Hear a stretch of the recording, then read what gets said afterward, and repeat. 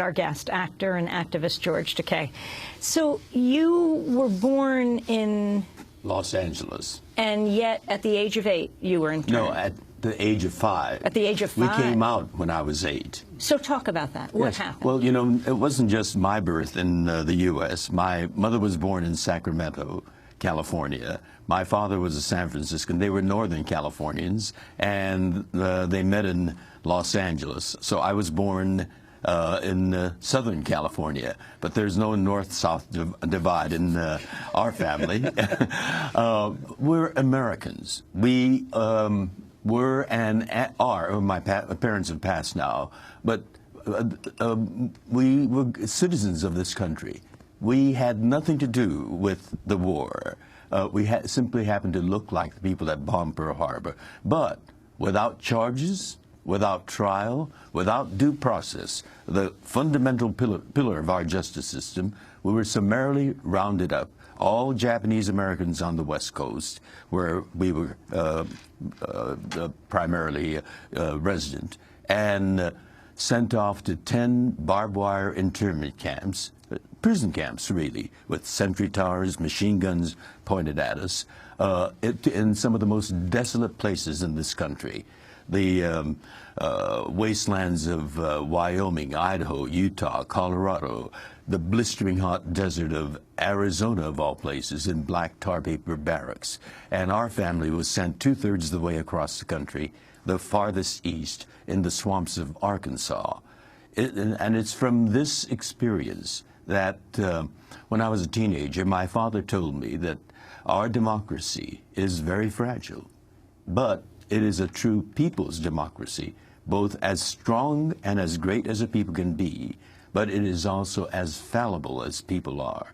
And that's why good people have to be actively engaged in the process, sometimes holding democracy's feet to the fire, in order to make it a better, truer democracy. If I'm not mistaken, the governor of California back then during the internment process was Earl Warren, who later became a justice of the Supreme Court, perhaps one of the most liberal justices, but he supported those efforts back then. Well, this illustrates the hysteria that ran throughout the country.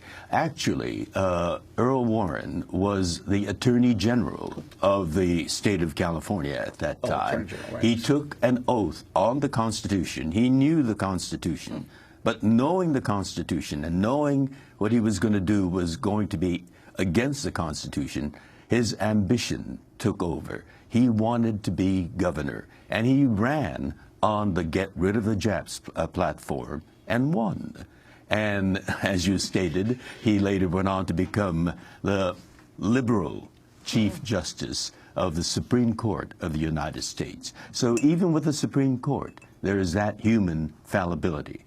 The good people have to be engaged in the process. And that's what's so shameful about the Arizona legislature, that people like that, people who don't think, people who don't listen, and people who do damage to the state get elected and dominate in legislatures. Just last week, February 19th, that's the anniversary. It's called the Day of Internment. Day of Remembrance. Day of Remembrance. February 19th, 1942, the Executive Order 9066 signed requiring internment of all U.S. residents of Japanese ancestry.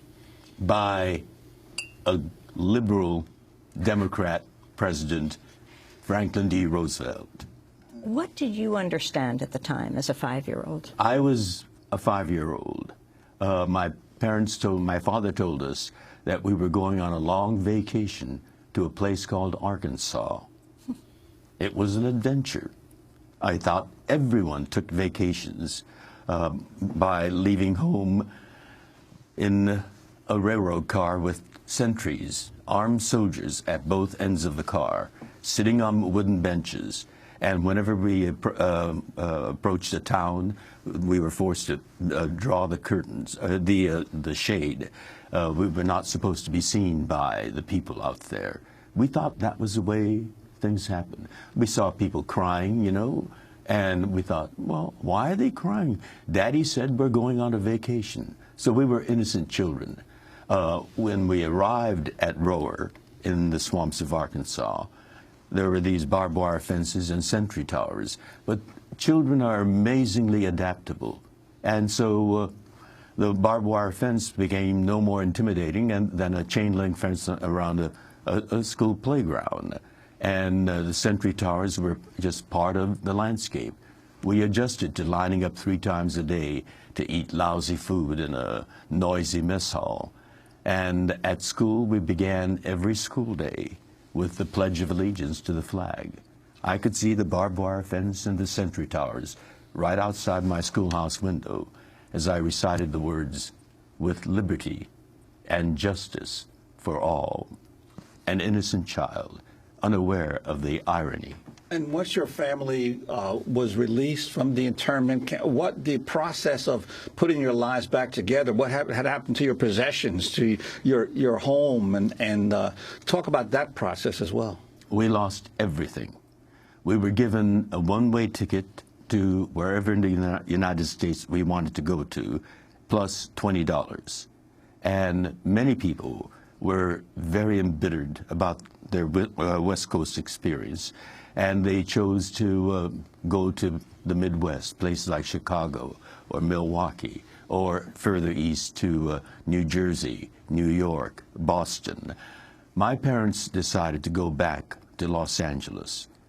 We were most familiar there. But we found that it was very difficult. Housing was impossible. They would deny us housing. Jobs were very, very difficult. My father's first job was as a dishwasher in a Chinatown restaurant. Only other Asians would hire us. And our first home was on Skid Row with the stench of urine everywhere and those scary, smelly, ugly people lined up leaning on brick walls.